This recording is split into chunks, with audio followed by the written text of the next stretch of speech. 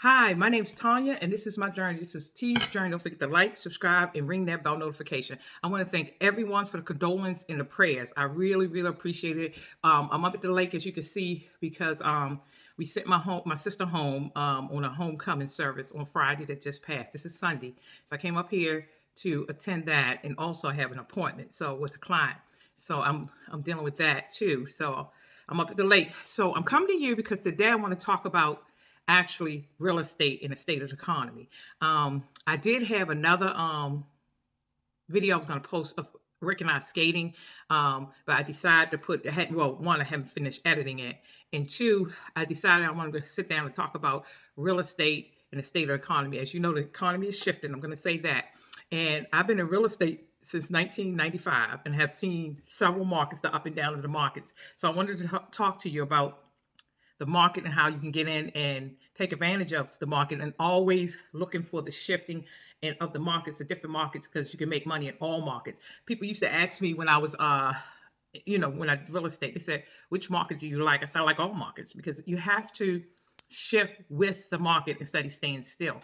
As an investor as well, you have to shift. You have to think of the opportunities, the different opportunities. When you're in the process of investing, you got to diversify your portfolio and do the different type investings and investing.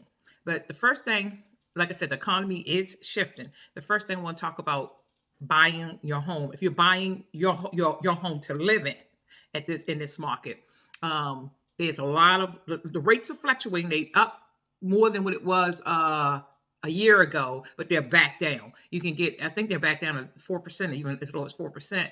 And they have plenty of programs for first-time home buyers. They have programs to help with closing assistance. There's programs like in Virginia. I'm a licensed realtor in Virginia, so I can speak in particular about the VHDA, where they're loan up to 106% of, it might be 102%. I have to check because the rules changed so much since I've been in the game. When I first started, they had this program called Nehemiah program, where they allow the seller to give you all the money, down payment, closing costs, up to 6%. And so, like I said, they have VHDA, which is where they'll allow for you, you can borrow up to 106, like your down payment and closing. But they would like you first to go after the seller to help with closing costs. And in this market, fortunately, we're shifting more to a buyer's market now, that I have more sellers are willing to help with closing assistance, which is great for first-time home buyers or people who want to buy their first home or their forever home, because you have sellers now willing to negotiate and also willing to help towards the closing costs. Now, as a realtor, I work on both sides, but I'm going to talk from the buying side for right now, because most people are interested in buying versus selling their property. But from the buyer side, I'm a strong negotiator. I go in there and I tell my clients, we're going to ask for the world, and then we'll negotiate out, because my motto, you have not because you ask not. And therefore, I tell my clients, we're going to ask for the world, and then we negotiate all those things that you're willing to sacrifice. And that 9 times out of 10, maybe 8 times out of 10, that's successful. The next thing I tell my clients is to go in there, and if it's a house they really, really like, and a lot of my clients, when they go in there and they see that it's an owner occupied, and they feel kind of awkward going through the home, I tell them, no, because sometimes the owner stays there. They like to show their home.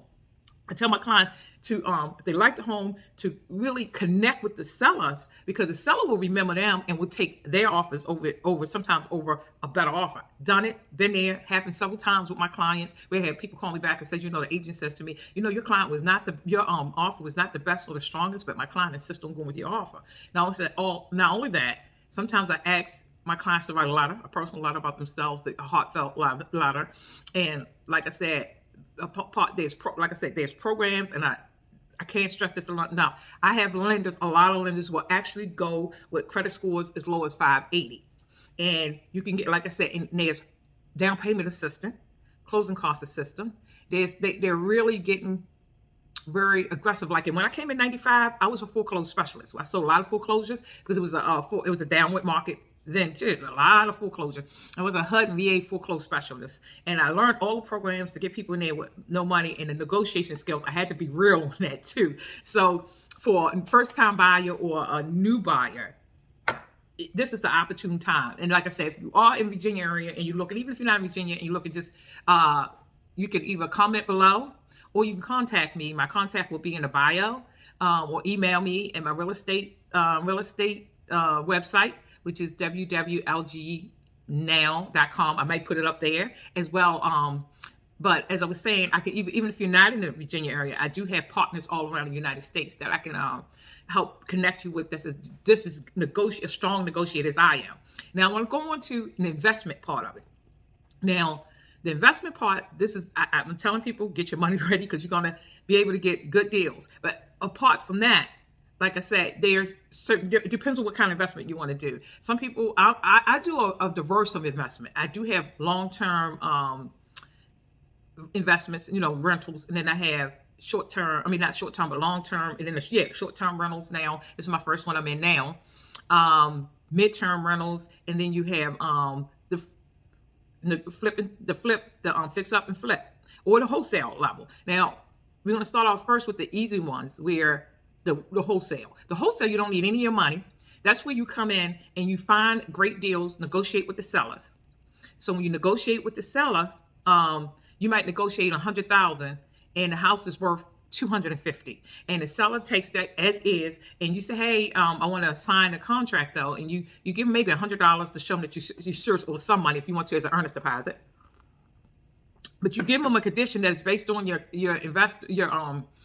partners to review it. And your partners are investors. And investors, you can find investors in investment clubs. They have local investment clubs. They have monthly, some of them weekly, or you can join online investment clubs or in Facebook groups that are online. You can put your deal in there. Say, I have this deal that's, they usually want a lot of pictures of the insides and if any information about the work, how much it would cost to repair the work. Do the work. So let's say the house you bought, you negotiated for $100,000. You want $20,000 out the deal. So now you're really at $120,000 as far as the investor you're going to sell it to. But then you got to take in consideration, let's say it takes $50,000 to fix up. And so now you're at $170,000. Then you got to think about the holding cost. The holding cost is like the interest they might be paying, the real estate commission when they want to sell, all those things. So let's put another 20 in there. So we're at 190. So like I said, say the house is worth 250, and you say, hey, this is my deal. I got a house for 120, because you're not gonna say 100 because you want your fee. This is how you get your money with the wholesaling. So I got a house for 120. This is how much it needs to fix up. It's the holding cost so you can walk away with $60,000 after the fact. This is just a really quick overview of it. It's more in detail, but I'm just giving you a quick overview this way. And then you assign a contract to them. Either in the contract, you have a contract with this investor that you get the 20,000, or you could do a dual closing, which there's company to have transaction closing. What that means is they based off not your credit, but the deal itself, that you can close in one room early that day and later that day close at the other if you don't want either party to know how much you're getting out the deal.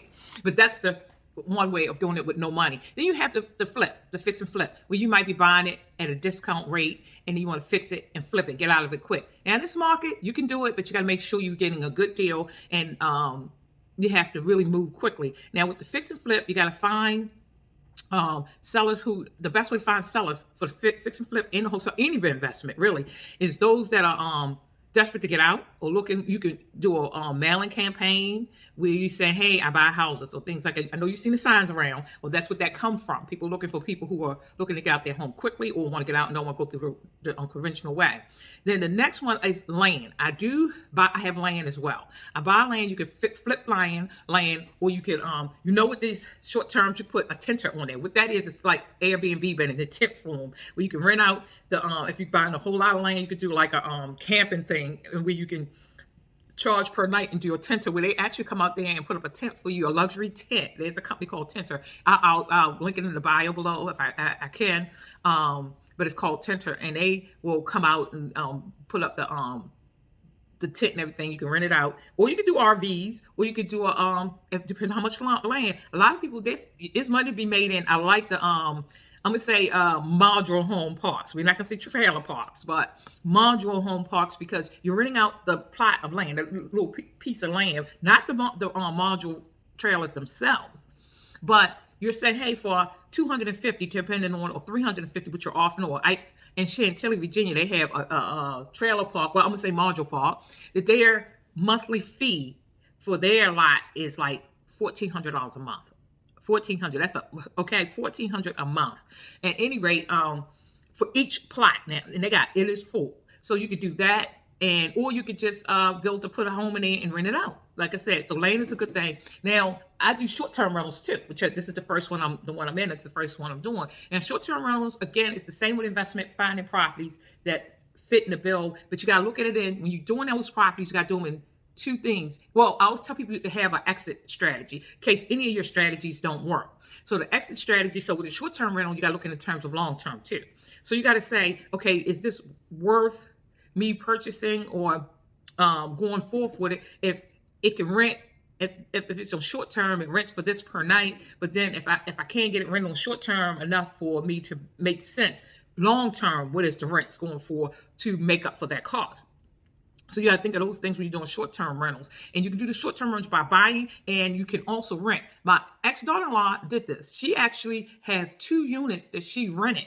That what she did was you can go to owners, and when you see those owners that are renting homes in a nice area that is very short-term friendly, where they will allow it, and you go to the owner and say, hey, look, I would like to rent this property, but I'm going to rent it under the guides of subletting it out on a short-term rental. You okay with that? I will manage the house. I will manage the maintenance of the house for the general maintenance. Now, certain things like the heating, water, electric, plumbing, that's there. There's there. The owners and roofing and things like that. But things like bulbs or stocked up toilets, usually say, hey, I'm going to manage your properties. I'll make sure you have your rent. So once you get that, and if they say, okay, we'll do that. So you take that, and now you don't own the property, but you're making money off of doing a lease and subletting it out on a short-term rental. And like I said, my ex-daughter-in-law, she actually doing it. She has 2 homes she's doing that with.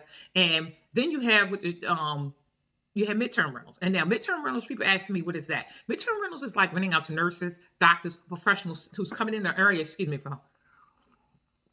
who's coming in the area to work. And let's say the work is like a doctor or a nurse, and they say, okay, I'm gonna work up here for a month or 2 months or 3 months, and you're gonna rent it out to them on a short term, which you can rent it out for a lot more than what the market rate is, but the house is furnished. Usually they're looking for furnished properties.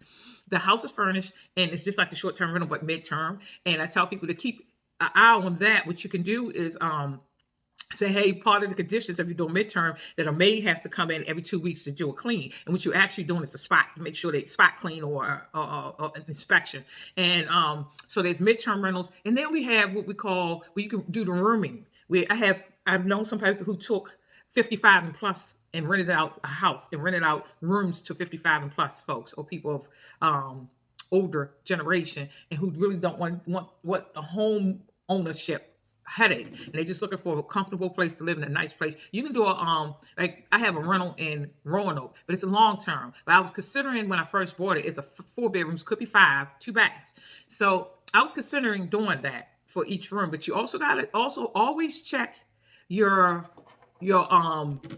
city and county ordinance on certain things, because they might not allow it. So like I said, so I was going to do that, but then I decided to go with the long-term rental. So what that is, renting the rooms out, and then usually to older people, older individuals who are more mature. And I've had people do that, or home people where they need a little bit of care, but they're independent, but not quite. I have my daughter-in-law does that too, where she does like helping with the elderly in terms of making sure they're companion, and she also, you don't have to buy that also. She actually rented out another place, and she does that to each room. Let this landlord, hey, this is what I'm going to do. Is this okay? Yes. And so she rents out each room to mature individuals. So that's another way. And then another thing, the long-term rental. The long-term is, of course, the conventional rental, which I have that as well.